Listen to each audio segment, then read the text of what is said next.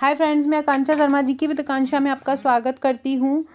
आज हम करने वाले हैं तूफानी प्रश्न करने वाले हैं रिवीजन के। बहुत शानदार ये प्रश्न हैं जो आपके लिए एक बहुत महत्वपूर्ण क्वेश्चन होगा और आपके लिए रिवीजन में बहुत हेल्प करेंगे और आपको पता चलेगा कि आपकी तैयारी कैसी है।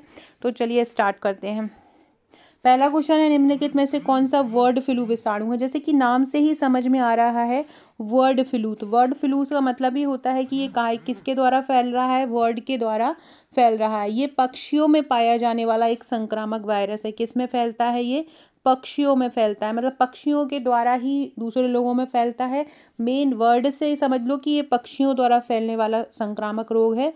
और यह पक्षियों के द्वारा किसको संक्रमित कर देता है? ये पक्षियों के द्वारा इंसानों को भी संक्रमित कर देता है। इसे वर्ड फ्लू कहा जाता है। और इसका नाम क्या है? इसका नाम है H5N1। क्या नाम है इसका? H5N1 इसका नाम है। इसको वर्ड फ्लू कहा जाता है और ये सबसे ज़्यादातर जो फैला है अफ्रीका और एशिया में फैला रहता है। इसके अलावा मध्य के जो देश हैं वहाँ पर भी ये इस महामारी के रूप में फैल जाता है।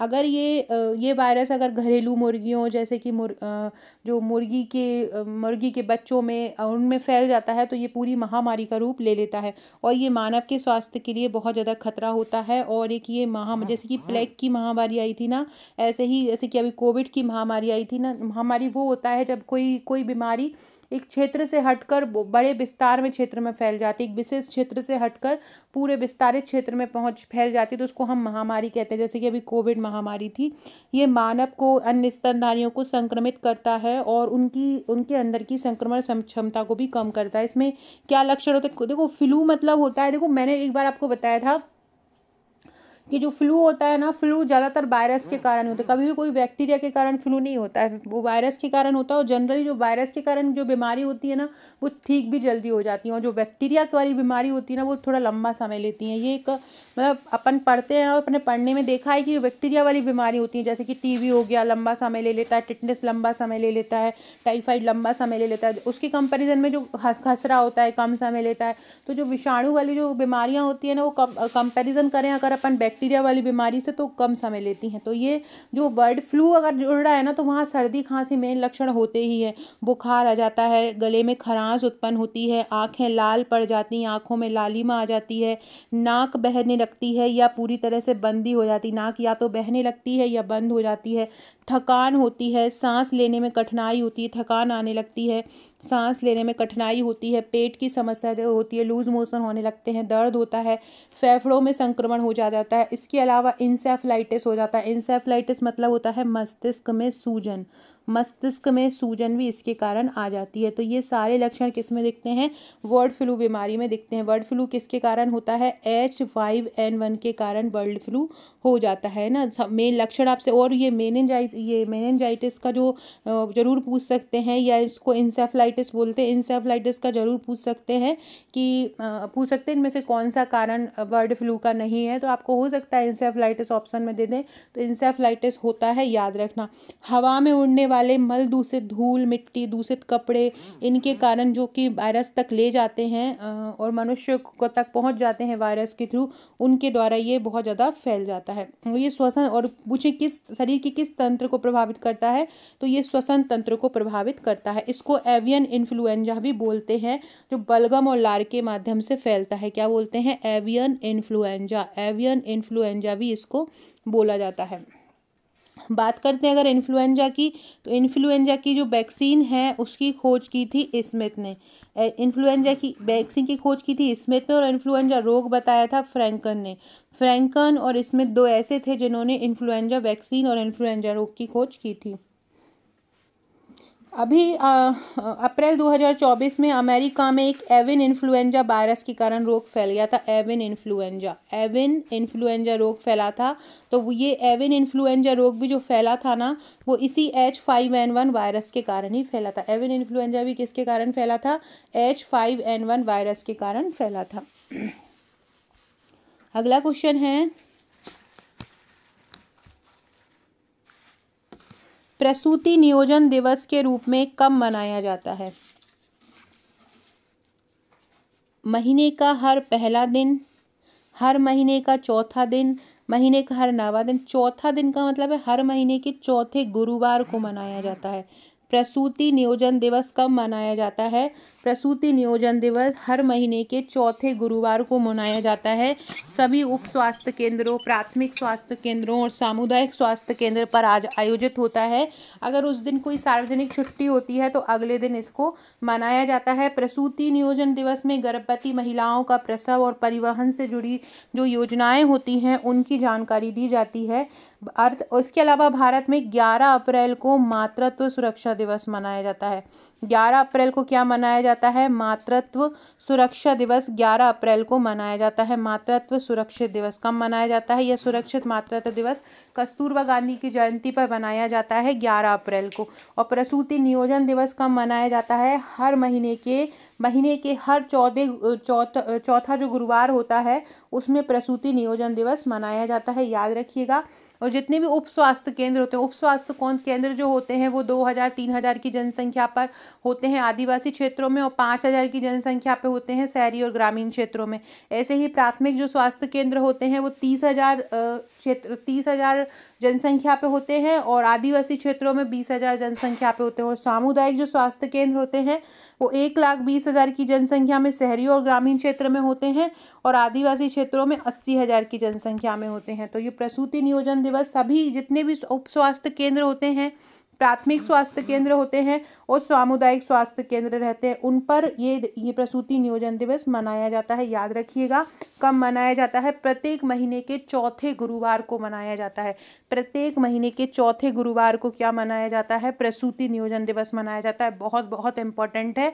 और 11 अप्रैल को मातृत्व सुरक्षा दिवस मनाया जाता है। अगला है कोविशील्ड टीके के प्रत्येक सीसी में खुराक की संख्या क्या होती है? कोविशील्ड टीके के प्रत्येक सीसी में खुराक की संख्या कितनी होती है?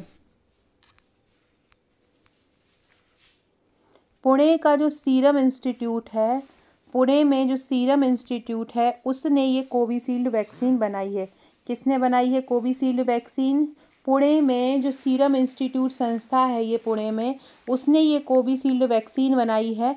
भारत में बनाई गई पहली स्वदेशी कोविड की वैक्सीन कौन सी है? भारत ने जो पहली बनाई है उसका नाम है कोवैक्सीन। भारत की पहली जो है वो कौन सी है? कोवैक्सीन है। और दूसरी भारत ने बनाई है क्या? कोविशील्ड बनाई है। विश्व की अगर पहली वैक्सीन की बात की जाए कोविड के लिए तो वो है स्पुतनिक। कोविशील्ड कोविड-19 के लिए बनाया है। ये एक वायरस द्वारा होने वाली बीमारी है। इसको विकसित किया था एक एस्ट्राजेनेका है ऑस्ट्रेलिया के वैज्ञानिक, उन्होंने किया था। इसको ब्रैक्सजेविया के नाम से भी जाना जाता है। किसके नाम से? ब्रैक्सजेविया के नाम से भी इसको जाना जाता है। ब्रैक्सजेविया के नाम से भी जाना जाता है। ये एक वायरल वेक्टर वैक्सीन होती है। और इसको किस मोड द्वारा दिया जाता है? आपसे पूछेंगे कि कोविशील्ड वैक्सीन को किस मोड द्वारा दिया जाता है? कोविशील्ड वैक्सीन को इंट्रामस्कुलर मोड द्वारा दिया जाता है। किसके द्वारा दिया जाता है? इंट्रामस्कुलर मोड द्वारा दिया जाता है। और पहली खुराक के 22 दिनों में कोविड-19 रोकने में इसने मतलब 76% सफलता हासिल कर दी थी। और दूसरी खुराक के बाद इसकी प्रभावशीलता 81.3% थी। तो कोविशील्ड है वो एक बहुत शानदार वैक्सीन है। कोवैक्सीन से ज़्यादा शानदार इसको माना जाता है। और इसकी लगभग 10 खुराक दी जाती हैं। कोवैक्सीन की कितनी खुराक दी जाती हैं? लगभग 10 खुराक जो होती है कोवैक्सीन की दी जाती है। इसको कब किसने बनाया है? सीरम इंस्टीट्यूट ने बनाया है। किसने बनाया है? सीरम इंस्टीट्यूट ने इसको बनाया है। और ये सीरम इंस्टीट्यूट कहाँ है? पुणे में है। किस प्रकार के डेंगू में प्लाज्मा रिसाव देखा जाता है? किस प्रकार का डेंगू में प्लाज्मा गिरता हुआ दिखाई देता है? प्लाज्मा गिरता हुआ दिखाई देता है। एक सेकेंड। किस प्रकार के डेंगू में प्लाज्मा रिसाव दिखाई देता है? डेंगू बुखार, DSS, DHF या आल? तो देखो DSHF जो होता है, DHF को हम बोलते हैं डेंगू रक्त स्नावी बुखार। क्या बोलते हैं? डेंगू रक्त स्नावी बुखार हम इसको बोलते हैं। या डेंगू हैमरेज जो फीवर इसको बोला जाता है। इसमें क्या होता है? इसमें प्लाज्मा का रिसाव होने लगता है। प्लाज्मा रिसाव के कारण क्या होता है? द्रव स्टोरेज होता है, या हम इसको बोलते हैं द्रव संचय होता है। गंभीर रक्त जब यहाँ पर हेमरेज की बात आ जाती है, हीमोफिलिक की बात आ जाती है तो क्या होता है, ऑटोमेटिकली खून की बात आ जाती है तो क्या होता है, इसमें गंभीर रक्तस्राव भी देखने को मिलता है, गंभीर रक्तस्राव भी इसमें देखने को मिलता है। और अंग भी इसमें क्षति हो सकती है, मतलब पैरालाइसिस जैसा रोग भी इसमें आ सकता है और इसके कारण शॉक भी लग सकता है और लगभग 40 से 50% लोगों की इसके कारण मृत्यु हो जाती है। इसमें प्लाज्मा रिसाव के कारण फुफ्फुस बहाव भी हो सकता है, मतलब फेफड़ों से भी बहाव होने लगता है। इसका कारण क्या हो सकता है, इसको हेमो कंसंट्रेशन और हाइपोप्रोटीनेमिया भी विकसित हो जाता है, मतलब बहुत ज़्यादा में प्रोटीन की कमी हो जाना भी इसके कारण हो सकता है। तो याद रखना, इसको गंभीर डेंगू रोग भी बोलते हैं और डेंगू रक्तस्रावी बुखार के रूप में भी इसको जाना जाता है। आपसे पूछते हैं कि ये अवधि कितनी रहती है, DHF की अवधि कितनी रहती है, तो इसकी अवधि लगभग 2 से 3 दिन रहती है। बहुत खतरनाक गंभीर डेंगू बीमारियां जो होती हैं वो इसके अंतर्गत आती हैं।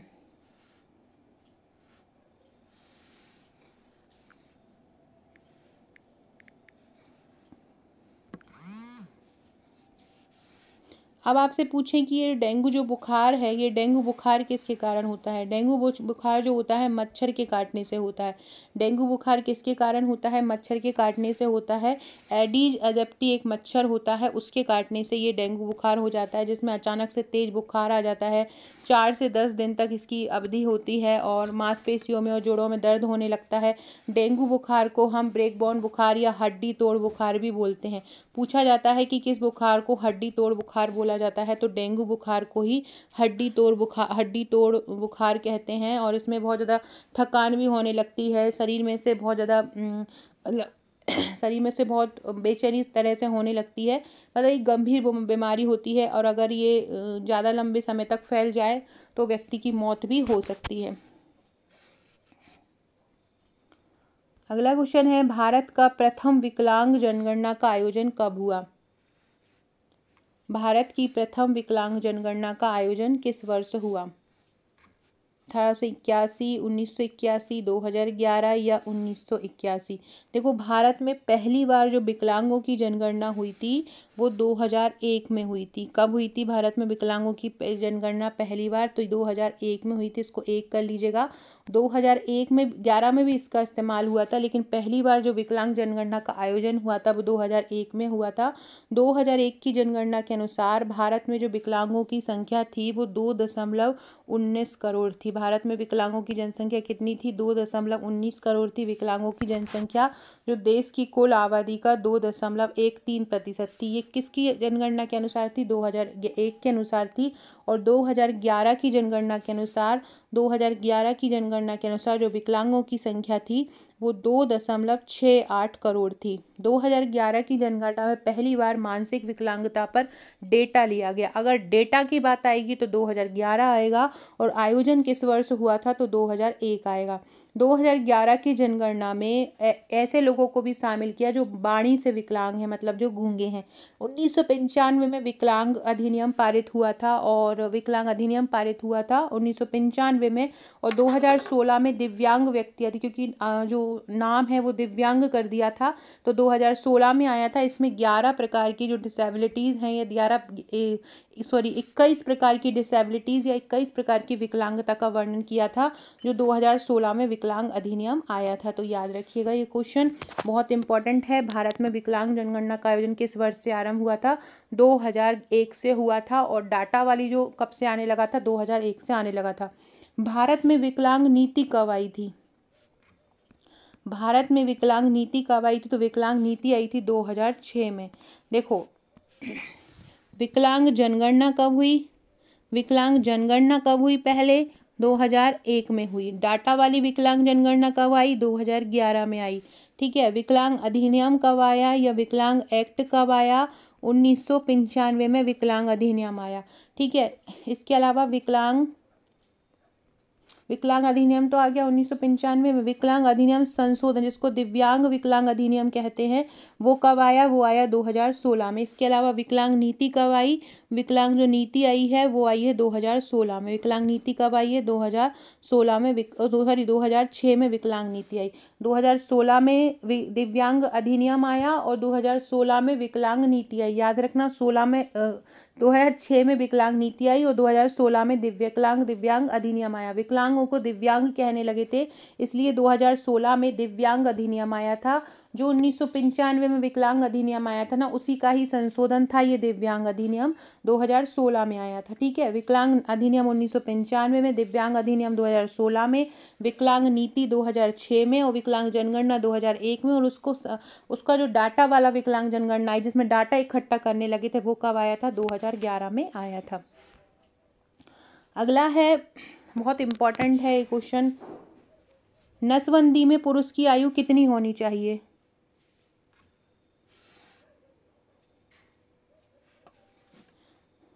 22 से 60 वर्ष, 45 वर्ष, 30 वर्ष या 60 वर्ष। देखो, पुरुष की नसबंदी की कोई खास उम्र नहीं होती है।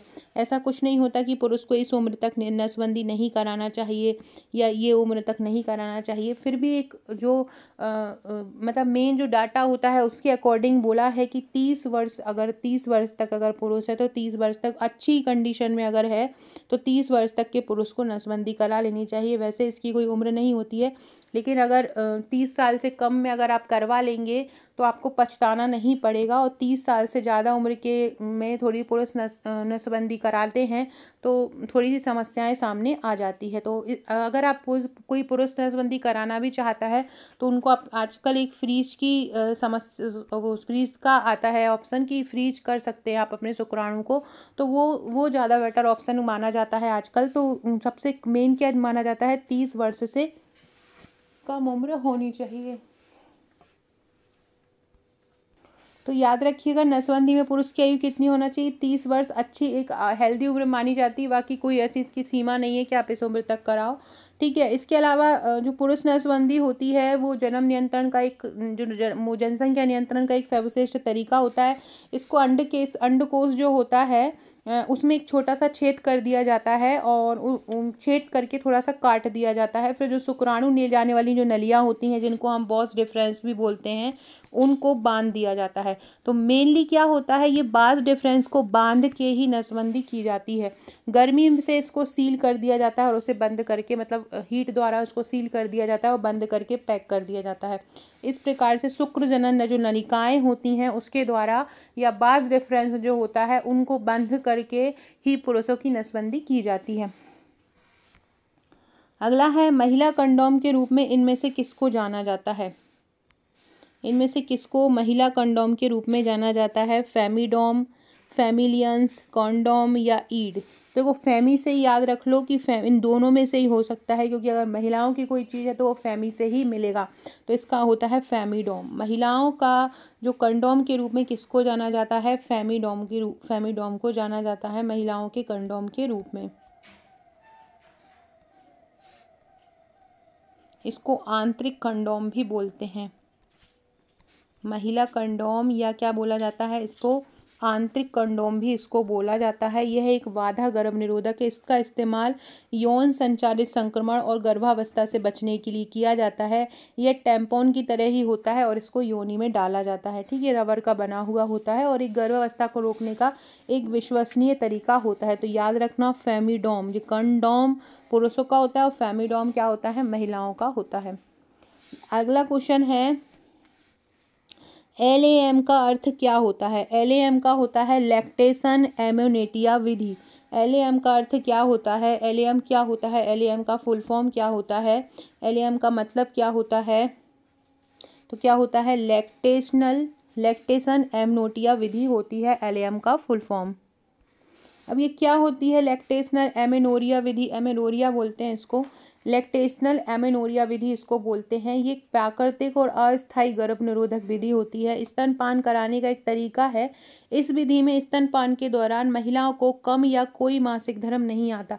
जहाँ पर एमेनोरिया आ जा रहा है, एमेनोरिया, इसका मतलब भी है, एमेनोरिया का मतलब ही होता है कि मासिक धर्म ना आना। तो लैक्टेशनल एमेनोरिया विधि क्या होता है कि इस विधि में क्या होता है कि महिलाओं को मासिक धर्म नहीं होता है और यह विधि गर्भावस्था को अस्थायी रूप से रोकने में मदद करती है। है ना। इस विधि में क्या होता है, ये विधि जो होती है स्तनपान के प्राकृतिक प्रभावों पर आधारित होती है। ये अंडाणु के विसर्जन को रोकती है, अंडाणु के निकलना है उसको रोकती है। और परिवार नियोजन का एक प्राकृतिक तरीका होता है, परिवार नियोजन का एक प्राकृतिक तरीका होता है। इसमें कोई टैबलेट वगैरह नहीं खानी पड़ती है। शिशु को पूर्ण रूप से स्तनपान कराया जाता है, या लगभग मतलब कोई बाहर से कोई भी चीज़ नहीं दी जाती है, पूरा तरह से बच्चे की जो माँ पे ही डिपेंड करता है।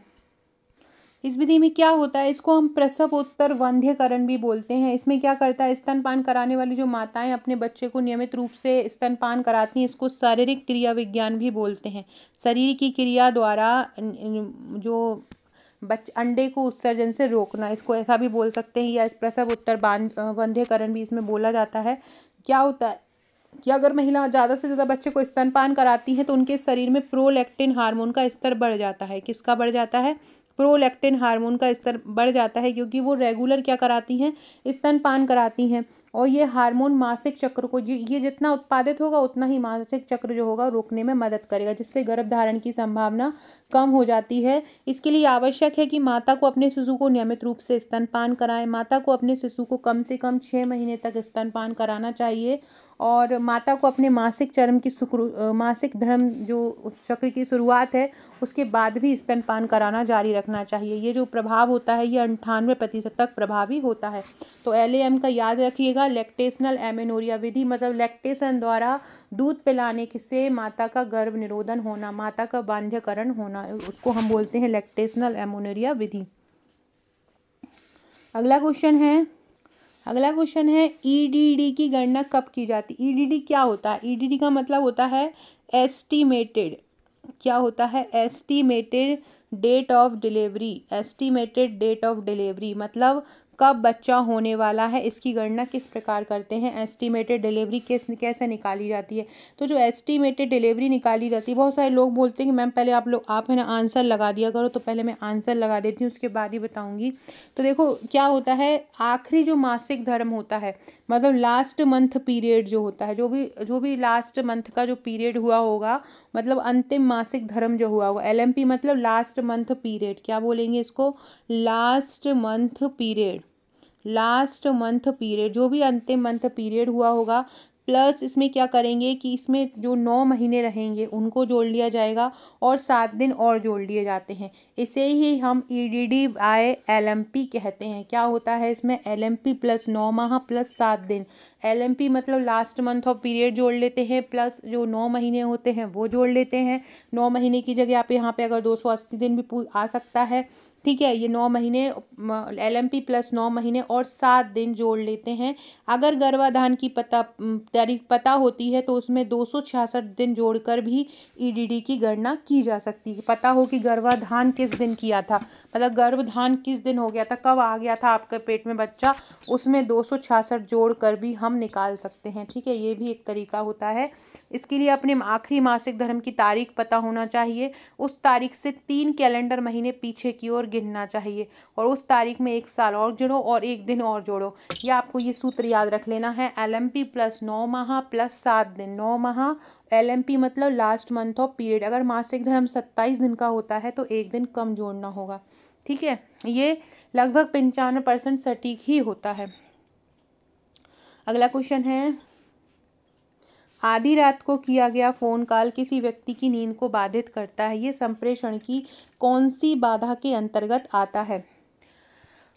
फ्रेंड्स, आगे बढ़ने से पहले अगर आप सारे अधिनियम पढ़ना चाहते हैं, टॉपिक वाइज सारे अधिनियम के MCQ एक साथ चाहते हैं, सारी विभागीय योजना एक साथ चाहते हैं, सारे पोषण पढ़ना चाहते हैं, ट्रिक द्वारा सारे टॉपिक करना चाहते हैं, अगर आप चाहें तो 15 दिन में भी आप बहुत शानदार तरीके से इम्पॉर्टेंट टॉपिक कवर करके जो एग्ज़ाम में आना ही है वो टॉपिक कवर करके सुपरवाइज़र एग्ज़ाम निकाल सकते हैं। लोग MPPSC का सिलेबस निकाल लेते हैं 1 महीने में, तो आपका तो सुपरवाइज़र का बहुत कम सिलेबस है। UPSC का सिलेबस निकाल लेते हैं। अभी आप MPSI का सिलेबस देखिए आप कितना ज़्यादा बड़ा है, तो आप तो उसको निकाल ही सकते हैं। मेन टॉपिक पर आपको ज़्यादा फोकस करना है और उन्हीं टॉपिक की बार बार प्रैक्टिस करना है। आप हमारा बैच ज्वाइन कर सकते हैं। हमने अपने बैच को 3 पार्ट्स में डिवाइड कर दिया है। कौन कौन से हैं 3 पार्ट? एक तो हमारा हम जीतेंगे बैच है, जिसमें आपको सारे tricks, video lectures, theory, test, ये सारा कुछ मिलेगा। थ्योरी मिलेगी, टेस्ट मिलेगा, MCQ मिलेगा। मतलब ये पूरा का पूरा पैकेज है 499 में। एक हमारा है प्रैक्टिस बैच। उस प्रैक्टिस बैच में आपको क्या मिलेगा? उसमें आपको पूरे हर टॉपिक के MCQ मिलेंगे और साथ में आपको मिलेगी टेस्ट सीरीज, जिसमें जहाँ पे टेस्ट होते हैं। और एक हमने कर दिया है ओनली टेस्ट का, आज से ही स्टार्ट किया है। यही जो हम जीतेंगे बैच के साथ जो टेस्ट मिलेगा वही आपको मिलेगा टेलीग्राम पर टेस्ट ग्रुप। वहाँ पर आपको टेस्ट बहुत आउटस्टैंडिंग क्वेश्चन मिलेंगे। उसका चार्ज रहेगा केवल 199 रुपये। तो एक 499 का है, एक 399 का है, एक 199 का है। 499 में आपको trick, video, theory, MCQ, test सब कुछ मिलेगा। 399 में आपको MCQ और टेस्ट मिलेंगे और 199 में केवल टेस्ट मिलेंगे आपको टेलीग्राम पर, जो क्विज वोट पर टेस्ट मिलेंगे। वो बहुत शानदार टेस्ट होते हैं और टॉपिक वाइज टेस्ट होते हैं। जैसे कि टीकाकरण है, उसके ही आपको मैं करीब 200-250 क्वेश्चन करवाऊंगी टेस्ट में, और बार बार प्रैक्टिस होती है। मतलब आप ये समझ लीजिए अभी रात के 3 बज रहे हैं और अभी भी हमारे स्टूडेंट जो हैं टेस्ट की प्रैक्टिस कर रहे हैं। वो मतलब जब तक वो टॉपिक उनका कंप्लीट नहीं हो जाता है, बच्चे टेस्ट की तैयारी, टॉपिक तैयार करते ही रहते हैं। तो अगर आपको लगता है कि आपकी पूरी तैयारी आपको रोज टॉपिक वाइज टेस्ट ही अकेले देना है, तो आप हमारा 199 वाला टेस्ट ग्रुप अकेले ज्वाइन कर लीजिए। और अगर आपको लगता है कि हमें ट्रिक से पढ़ना है, कोई टॉपिक आपसे बन नहीं रहा है, अधिनियम नहीं बन रहा है, या आपसे बाल विकास नहीं बन रहा है, या आपसे वैक्सीन याद नहीं हो रहे हैं, या आपसे न्यूट्रिशन याद नहीं हो रहा, ICMR याद नहीं हो रहा, तो ट्रिक वाला बैच ज्वाइन कर लीजिए। या आपको MCQ लेना है, आपको केवल MCQ से प्रैक्टिस करना है, PDF लेना है केवल MCQ की और उन्हीं की प्रिंट निकालना है, तो आप हमारा MCQ बैच ले लीजिए। तो 499, 399 और 199 3 बैच हमने कर दिए हैं। तीनों में से आप कोई भी ले सकते हो। तीनों ही बैच बहुत शानदार हैं। अगर आपको केवल टेस्ट भी लगाना है तो टेस्ट के लिए आपको 1 से 1 क्वेश्चन मिलेंगे। अगर आपको प्रैक्टिस करना है तो प्रैक्टिस के लिए भी 1 से 1 ई-बुक की प्रैक्टिस क्वेश्चन मिलेंगे। और आपको थ्योरी करना है तो आपको थ्योरी भी 1 से 1 टॉपिक, सारे टॉपिक की थ्योरी मिल जाएगी। तो जो भी आप लेना चाहें ले सकते हैं। आधी रात को किया गया फोन कॉल किसी व्यक्ति की नींद को बाधित करता है। ये संप्रेषण की कौन सी बाधा के अंतर्गत आता है? ये संप्रेषण की पारस्परिक बाधा के अंतर्गत आता है। किसके अंतर्गत आता है? पारस्परिक बाधा के अंतर्गत आता है। अगला क्वेश्चन है, द इनसाइडर बुक किसकी रचना है? PV नरसिम्हा राव, नेहरू जी, गांधी जी या मोरारजी देसाई? जो द इनसाइडर बुक है वो PV नरसिम्हा राव की बुक है। और ये कब प्रकाशित हुई थी? ये 1998 में प्रकाशित हुई थी। कब हुई थी? ये 1998 में प्रकाशित हुई थी। और ये जो नरसिम्हा राव थे उनका ये पहला उपन्यास था। नरसिम्हा राव का ये क्या था? पहला उपन्यास था। 1998 में प्रकाशित हुआ था। बहुत इंपॉर्टेंट है ये बुक। और ये भारत की राजनीति को बताती है। 1995 में ये प्रकाशित हुई थी। भारत के ये पूर्व प्रधानमंत्री नरसिम्हा राव, इनके समय में बहुत सारे परिवर्तन हुए थे। देश में LPG नीति आई थी, है ना। और ये वकील भी थे और भारत के 9वें प्रधानमंत्री के रूप में इन्होंने काम किया था। 1991 से 1996 तक हमारा जो महिला आयोग बना था वो भी इन्हीं के कार्यकाल में बना था। पंचवर्षीय योजना है तो आपसे एक पंचवर्षीय योजना से संबंधित क्वेश्चन पूछती हूँ। लकड़बग्गा एक समिति आई थी। लकड़बग्गा समिति आई थी। ये लकड़बग्गा समिति किस पंचवर्षीय योजना में आई थी? आपको मुझे कमेंट करके बताना है कि लकड़बग्गा जो समिति आई थी वो किस पंचवर्षीय योजना में आई थी। सारे लोग इसका कमेंट करके आंसर जरूर दीजिएगा कि लकड़बग्गा समिति किस पंचवर्षीय योजना में आई थी। सारे लोग इसका आंसर दीजिएगा, लकड़बग्गा समिति किस पंचवर्षीय योजना में आई थी। जिनको मेरे वीडियोस पसंद आते हैं सारे इसका आंसर जरूर दीजिएगा। अगला है, 2011 में हुई हमारी जो जनगणना थी, चंद्रमौली जी ने की थी 2011 की जनगणना। इसका विषय क्या था? हमारी जनगणना हमारी जनजाति, हमारी जनगणना हमारे लोग, हमारी जनजाति हमारी जनगणना, हमारी जनगणना हमारा भविष्य। ये जो थी, ये योजना आई थी, ये जनगणना का विषय था। राष्ट्रीय विस्तार सेवा कब आरंभ हुआ? 1948, 1961, 1953 या 1955? राष्ट्रीय जो विस्तार सेवा थी वो 2 अक्टूबर 1953 को आरंभ हुई थी। राष्ट्रीय विस्तार सेवा कब हुई थी? 2 अक्टूबर 1953 को आरंभ हुई थी। भारत के सामुदायिक विकास को जब पूरे देश में लागू नहीं किया जा पाया था, उसके बाद ये हुई थी। मतलब सामुदायिक विकास सेवा के बाद से ही इसको आरंभ कर दिया था। इसका उद्देश्य था कृषि में ज़्यादा से ज़्यादा उत्पादन हो, और जो स्वयंसेवी समूह हैं उनके माध्यम से ज़्यादा काम हो। संचार, शिक्षा पर भी इसमें जोर दिया गया। और इसके तहत जो प्रति ब्लॉक कितने रुपए की राशि उपलब्ध कराई? 2.5 लाख की राशि इसके तहत प्रति ब्लॉक उपलब्ध कराई है। प्रति ब्लॉक कितनी राशि उपलब्ध कराई है? प्रति ब्लॉक 2.5 लाख रुपये 4.5 लाख रुपए की राशि उपलब्ध कराई है। प्रति ब्लॉक कितने लाख रुपए की राशि इसके अंतर्गत उपलब्ध कराई है? 4.5 लाख रुपए की राशि इसके अंतर्गत उपलब्ध कराई है। इस राष्ट्रीय विस्तार सेवा की जांच किसने की थी? इसकी विस्तार सेवा की जांच की थी बलवंत राय समिति ने। किसने की थी? बलवंत राय, जो मेहता समिति आई थी 1956-57 में, उन्होंने इसकी जांच की थी। बलवंत राय समिति, जो मेहता समिति है, ये पंचायती व्यवस्था के लिए जाने जाते हैं। इन्होंने ही त्रिस्तरीय पंचायत का सुझाव दिया था सबसे पहले। तो ये बलवंत राय समिति ने राष्ट्रीय विस्तार सेवा की जांच की थी। तो याद रखिएगा, राष्ट्रीय विस्तार सेवा को कब आरंभ किया था? 2 अक्टूबर 1953 में किया था। सामुदायिक विकास कार्यक्रम के ही जगह पे किए थे। जिन जगहों पे सामुदायिक विकास कार्यक्रम नहीं लागू हो पाया था, वहाँ पर ये किया गया था। और ये जो 4.5 लाख रुपए की राशि दी जाती थी, ये 3 साल के लिए दी जाती थी। किसके लिए दी जाती थी? 3.5 साल के लिए दी जाती थी। ये 4.5 लाख रुपए की राशि है ना। और जो सामुदायिक विकास कार्यक्रम आया था 1952 में, वो क्या हुआ था कि पूरे देश में लागू इसलिए नहीं हो पाया था क्योंकि हमारे पास उस समय पैसों की बहुत ज़्यादा कमी थी। तो स्वयं सहायता समूह के माध्यम से काम करने के लिए राष्ट्रीय विस्तार सेवा को आरंभ किया गया था। और जो 1957 में जब बलवंत राय समिति बनी थी, तो उसने सामुदायिक विकास कार्यक्रम की और राष्ट्रीय विस्तार सेवा कार्यक्रम की जांच की थी। और इसके अलावा फिर इसने पंचायती राज प्रणाली का गठन किया था। तो पंचायती राज प्रणाली का पूर्व रूप भी हम सामुदायिक विकास संगठन, और इसको बोल सकते हैं सामुदायिक विस्तार या राष्ट्रीय विस्तार सेवा को। अगला क्वेश्चन है, बहुउद्देशीय जनजातीय विकास प्रखंड योजना कब आई? फ्रेंड देखिए, इस प्रकार से आपको हम ई बुक देंगे। जैसे ये विकास और पंचवर्षीय योजना की ई बुक है, यहाँ पे आपको पंचवर्षीय योजना के पूरे प्रश्न मिलेंगे। ये विशेष आवश्यकता वाले बच्चों के 500 MCQ की ई बुक मिलेगी। अगर आपको इनकी थ्योरी पढ़ना है तो आपको इनकी थ्योरी ट्रिक के साथ भी मिल जाएंगी। केवल आपको केवल MCQ ही लगाना है तो आप केवल ये MCQ की ई बुक ले सकते हैं। ये नवजात की 200+ MCQ की ई बुक मिलेगी। अधिनियम की 2000+ MCQ की, ग्रंथि और हार्मोन की, ऐसे ही पोषण की मिलेगी आपको। ऐसे ही जो प्रोटीन्स, विटामिन हैं, पूरा जनन तंत्र, पूरे ग्रंथि, पूरा पाचन तंत्र, इन सारों की PDF आपको मिलेगी। स्वास्थ्य नीति और योजनाओं के इसमें 400 वन लाइनर हैं और 300 MCQ है। इसके अलावा विभागीय योजनाओं की सारी, जैसे कि ये स्वास्थ्य योजनाओं का है, ऐसे ही आपको जनजाति का मिलेगा, ऐसे ही महिला बाल विकास का मिलेगा, ऐसे ही ग्रामीण विकास विभाग का मिलेगा। ऐसे सारे विभागीय योजनाएं आपको मिलेंगी, तो वो सारा भी आपको कर लेना है। इसके अलावा ऐसे रोगों की PDF भी मिलेगी। स्कूल पूर्व शिक्षा की 1040 MCQ की मिलेगी। ICMR MCQ मिलेंगे। तो ये सारी ई बुक मिलेंगी आपको। तो आप हमारा जो भी बैच ज्वाइन करना चाहते हैं कर सकते हैं। अगर आप ये लेना चाहते हैं, ये जैसे हमारा प्रैक्टिस बैच है, इसका चार्ज मात्र 399 में है।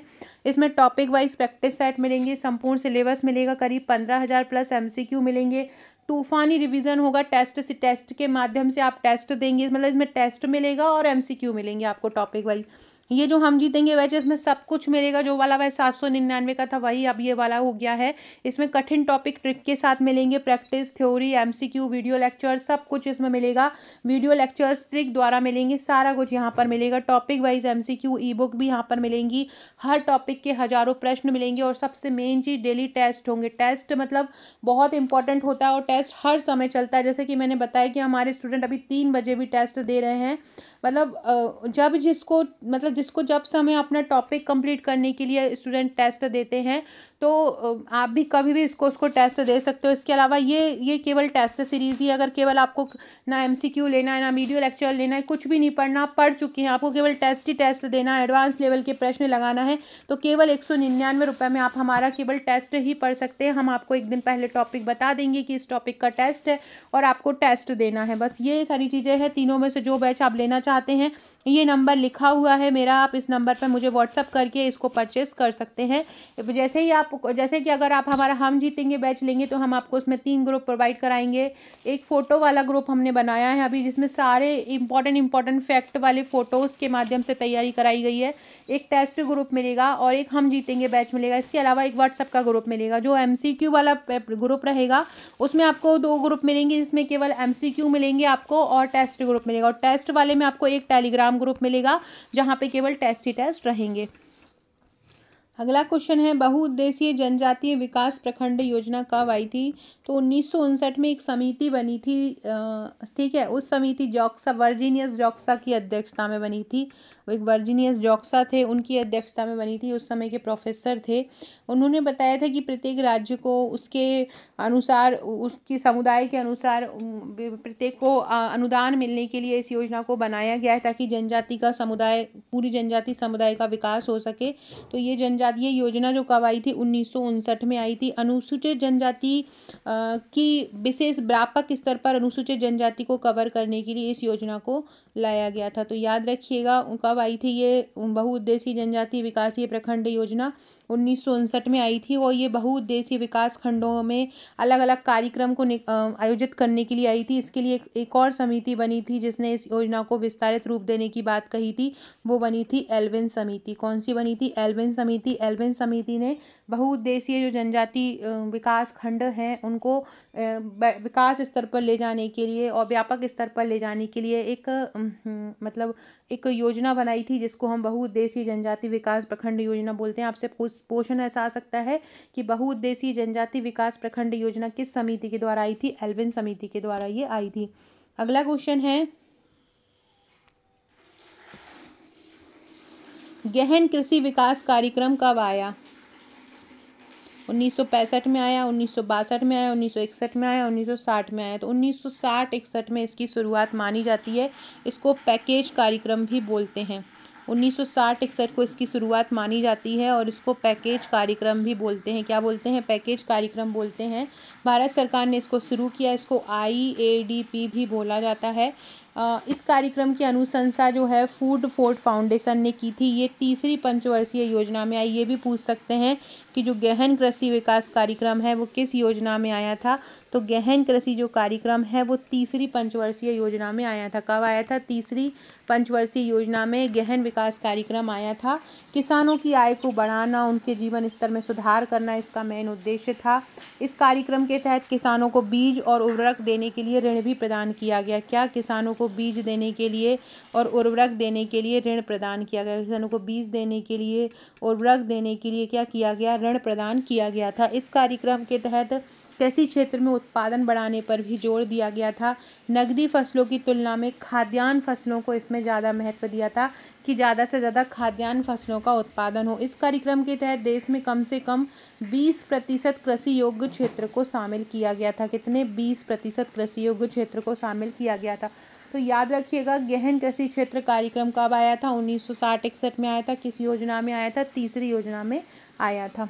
पैकेज क्षेत्र भी इसको बोलते हैं या इसको पैकेज कार्यक्रम भी बोला जाता है।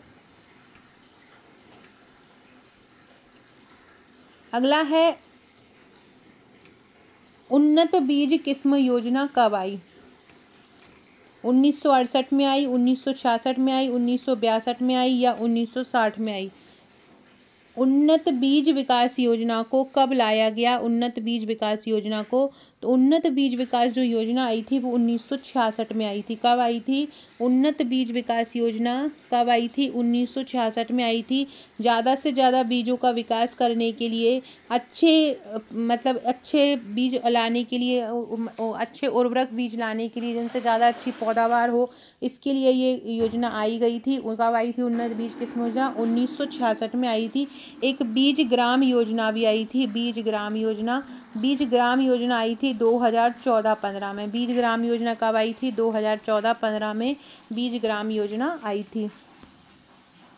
अगला है, रेड क्रॉस सोसाइटी के अनुसार प्राथमिक उपचार में पेटी कितने प्रकार की होती हैं? रेड क्रॉस सोसाइटी के अनुसार जो प्राथमिक उपचार होते हैं उसमें पेटियां कितने प्रकार की होती हैं? रेड क्रॉस सोसाइटी के अनुसार प्राथमिक उपचार में पेटियां कितने प्रकार की होती हैं? मतलब अलग अलग जो प्राथमिक उपचार के लिए पेटी का उपयोग होता है तो उसमें जो पेटी होती हैं वो कितने प्रकार की होती हैं? 5 प्रकार की पेटी होती हैं। कितने प्रकार की? 5 प्रकार की पेटी होती हैं, याद रखिएगा।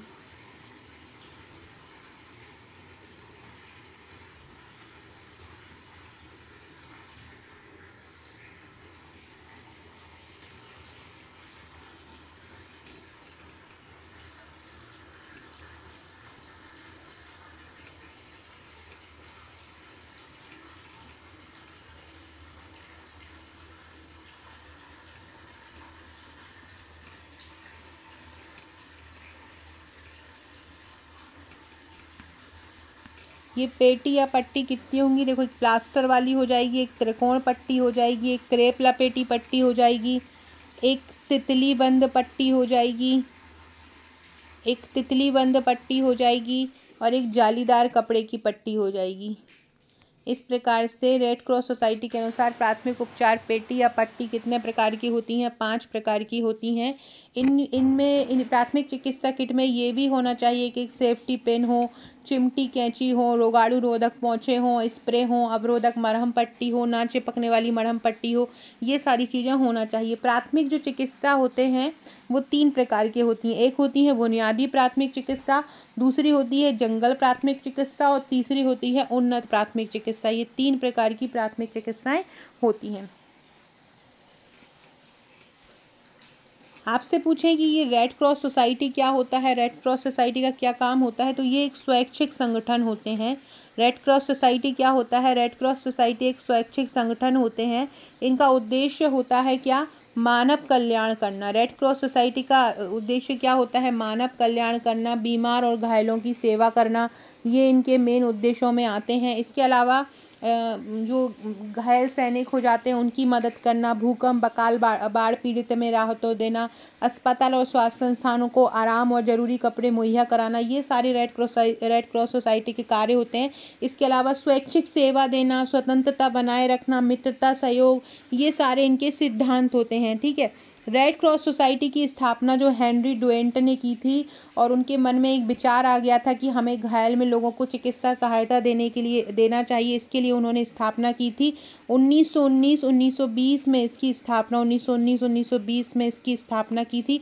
वर्तमान में जो रेड क्रॉस सोसाइटी है उसके 1200 से ज़्यादा संगठन हैं। 1200 से ज़्यादा संगठन है वर्तमान में भारतीय रेड क्रॉस सोसाइटी के। और ये अभी भारत में इसका कहाँ मुख्यालय है? भारत में इसका मुख्यालय है दिल्ली में। भारत में इसकी स्थापना 1919-20 में हुई थी और इसका मुख्यालय कहाँ है? इसका मुख्यालय है दिल्ली में। और जो इंटरनेशनल स्तर की है, इंटरनेशनल स्तर की स्थापना जो हुई थी वो 1863 में हुई थी, जिसकी स्थापना हेनरी डोरेंट ने की थी। और भारतीय रेड क्रॉस सोसाइटी की स्थापना कब हुई थी? 1919-1920 में हुई थी। 1919 या 1920 में से कोई एक आ गया तो 1920 आंसर लगाइएगा। ठीक है। जो भारतीय रेड क्रॉस सोसाइटी है वो 1920 में बनी थी और जो अंतर्राष्ट्रीय रेड क्रॉस सोसाइटी है जो जेनेवा में है वो 1863 में बनी थी। हेनरी डोरेंट ने उसकी स्थापना की थी। अगला है जो गेट है वो किस संगठन का पूरा नाम है? विश्व व्यापार संगठन का गेट पूरा नाम है। किसका है? विश्व व्यापार संगठन को ही गेट बोला जाता है। तो गेट किसका पूरा नाम है? गेट विश्व जो वर्ल्ड ट्रेड ऑर्गेनाइजेशन है, विश्व व्यापार संगठन है, उसको बोला जाता है। गेट का फुल फॉर्म क्या होता है? General agreement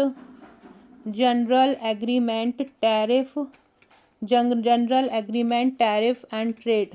general agreement tariff and trade इसका फुल फॉर्म होता है गेट का। ठीक है। इसका गेट किसका? पहले इसको पहले इसको गेट बोला जाता था, लेकिन वर्तमान में इसको क्या बोला जाता है? वर्तमान में इसको WTO बोला जाता है, विश्व व्यापार संगठन बोला जाता है। क्या बोला जाता है? विश्व व्यापार संगठन वर्तमान में इसको बोला जाता है। पूरे विश्व का व्यापार की सारी जानकारी एक जगह पर उपलब्ध कराने का ये एक और उनके बीच व्यापार को बढ़ाने के लिए, व्यापार से जुड़े रुकावटों को कम करने के लिए इसकी स्थापना हुई थी 1 जनवरी 1995 को। 1 जनवरी 1995 को मराकेश समझौते के तहत इसकी स्थापना हुई थी। किसके? मराकेश समझौते के तहत इसकी स्थापना हुई थी। जो विश्व व्यापार संगठन है उसकी स्थापना किसके तहत हुई थी? मराकेश समझौते। ये विकास वाली योजनाओं में ये क्वेश्चन आ सकता है ये भी पूछ सकते हैं किस समझौते के तहत स्थापना हुई थी, तुम्हारा क्या समझौते के तहत हुई थी। विश्व व्यापार संगठन का मुख्यालय कहाँ पर है, जेनेवा में विश्व व्यापार संगठन का मुख्यालय है। और लगभग उस पर 164 सदस्य देश हैं। विश्व स्वास्थ्य संगठन में कितने हैं, विश्व व्यापार संगठन में 164 से ज़्यादा सदस्य देश हैं। अगला है, सबसे पहली कंप्यूटर भाषा कौन सी है। कोबोल है, बेसिक है, फोटोन है या पास्कल है। तो इसको फॉर्मूला ट्रांसलेशन बोलते हैं। फोर्टेन भाषा है। ये IBM ने 1957 में विकसित की थी। किसने, IBM ने इसको 1957 में विकसित किया था। इसका पूरा नाम होता है फॉर्मूला ट्रांसलेशन। फोटोन को जॉन बेकस और उसकी जो टीम है उसने विकसित किया था। इनके अनुसार इसका जो वाक्यों की संरचना होती है वो बहुत ज़्यादा कठिन होती है। तो सबसे पहले कंप्यूटर भाषा कौन सी है, फोर्टेन है। अगला है, पैनेथ कोशिकाएं कहाँ पाई जाती हैं। पेयर पैचेस, लीवरकुट की क्रिप्ट में, लेगरहंस की गुफाओं में, ब्रूनर्स ग्रंथि यकृत में पाई जाती हैं। लेगरहंस की जो द्वीप होते हैं वो अग्नाशय में पाए जाते हैं। जो लीवर कुहन के क्रिप्ट होते हैं, लीवर कुहन, इसको हम बोलते हैं लीवर कुहन। लीवर कोहन के जो क्रिप्ट होते हैं, लीवर कोहन के जो क्रिप्ट होते हैं वहाँ पर पैनेथ कोशिका पाई जाती हैं। ये बहुमुखी स्नावी कोशिकाएं होती हैं। ये कोशिकाएं आंतों के स्वास्थ्य को बनाए रखने में बहुत महत्वपूर्ण भूमिका निभाती हैं। तो कहाँ पाई जाती हैं, ये लीवर कोहन के क्रिप्ट में पाई जाती हैं। और ये लीवर कोहन का क्रिप्ट कहाँ पाया जाता है, छोटी आंत में पाया जाता है। लीवर कोहन का क्रिप्ट कहाँ पाया जाता है, छोटी आंत में पाया जाता है। ये रोगाणु रोधी प्रोटीन को स्नावित करता है। इसकी PDF हमारे MCQ बैच और हम जीते के बैच वाले ग्रुप में पहुंचा दूंगी। तो एक बार प्रैक्टिस कर लेना और इनका टेस्ट भी दे देना, तो ये याद हो जाएगा। तो याद रखिएगा, पैनेथ कोशिकाएं कहाँ पाई जाती हैं, लीवर कुन के क्रिप्ट में पाई जाती हैं। लीवर कुन का क्रिप्ट कहाँ पाया जाता है, छोटी आंत में लीवर कुन का क्रिप्ट पाया जाता है। और ये बहुमुखी स्नावी होती हैं, मतलब चारों तरफ से सीक्रेशन करती हैं। अगला है, ब्रिजेश के अनुसार उत्तेजना किसका भाग है। संवेगात्मक विकास का है, सामाजिक विकास का है, मानसिक विकास का है या शारीरिक विकास का होता है। उत्तेजना जो होता है संवेग से आता है। उत्तेजना किससे आता है, संवेग से आता है। ब्रिजेश के अनुसार नवजात शिशुओं में केवल सामान्य उत्तेजना होती है, जिसमें खुशी, संकट, ये अलग अलग 5 भावनाओं को विभेदित कर सकते हैं। ब्रिजेश और जो मैकडूगल हैं उन्होंने संवेगों के बारे में बताया था। और ब्रिजेश ने क्या बताया, संवेगात्मक विकास, उत्तेजना जो है वो संवेगात्मक विकास का ही भाग है। इम्प्लांटेशन की जो प्रक्रिया होती है वो निषेचन के कौन से दिन आरंभ हो जाती है।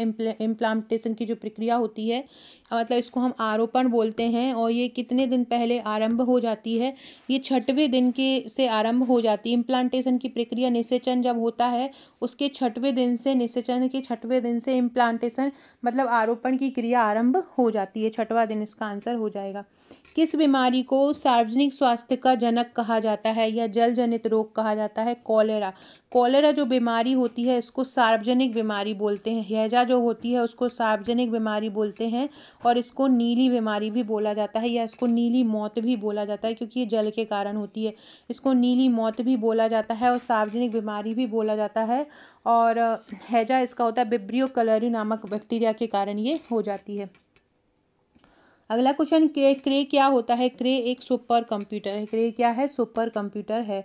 भारत में बना हुआ पहला कंप्यूटर कौन सा था। भारत में बना हुआ जो पहला कंप्यूटर था वो यूनिवैक था। नहीं, यूनिवैक नहीं था, सिद्धार्थ था। भारत में बना हुआ पहला कंप्यूटर, भारत में बना हुआ पहला कंप्यूटर कौन सा था, सिद्धार्थ था भारत में बना हुआ पहला कंप्यूटर। और एक सेकेंड, तो भारत में बना हुआ पहला कंप्यूटर कौन सा था, सिद्धार्थ था। ये 1955 में बनाया था भारतीय लैपटॉप संस्थान ने। यूनिवैक जो था, यूनिवैक जो पहला संस्थान नहीं था, ये तो अमेरिका के जो संस्थान था उसने यूनिवैक को बनाया था। जबकि भारत का जो पहला कंप्यूटर था वो सिद्धार्थ था। भारतीय लैपटॉप संस्थान ने इसको विकसित किया था।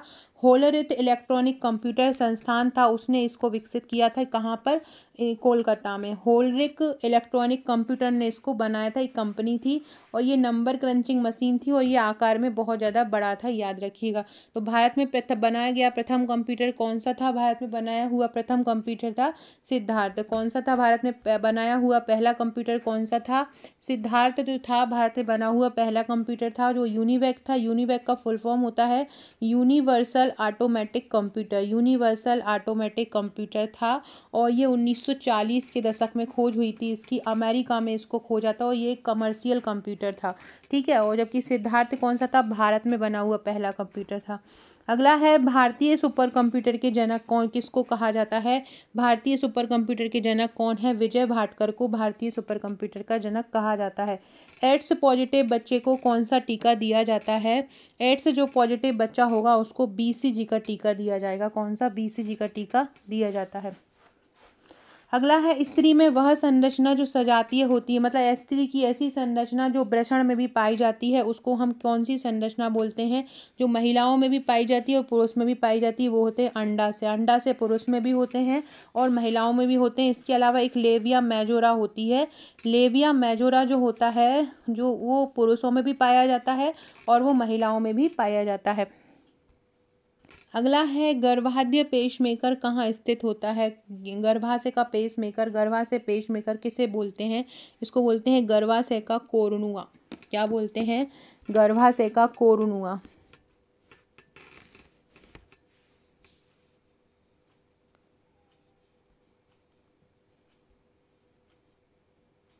गर्भाशय का पेसमेकर स्थित कहाँ होता है? गर्भाशय के कोरोनुआ में।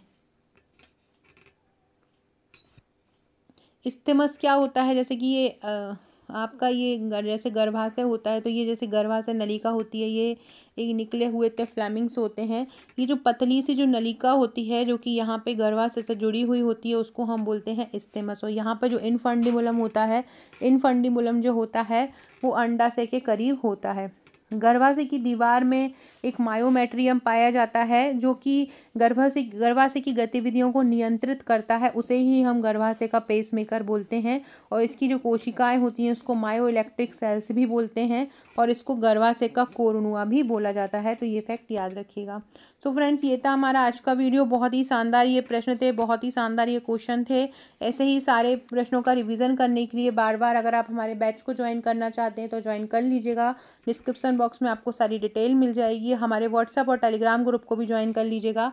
इसके अलावा अगर आपने हमारा व्हाट्सएप ग्रुप ज्वाइन नहीं किया है तो उसको भी ज्वाइन कर लीजिएगा। 6260190944। ये गर्भाशय का कोरोनुआ है और ये मायोमेट्रियम में पाया जाता है, ये भी याद रखिएगा, जो मध्य की कोशिकाएं रहती हैं। Okay friends, thank you.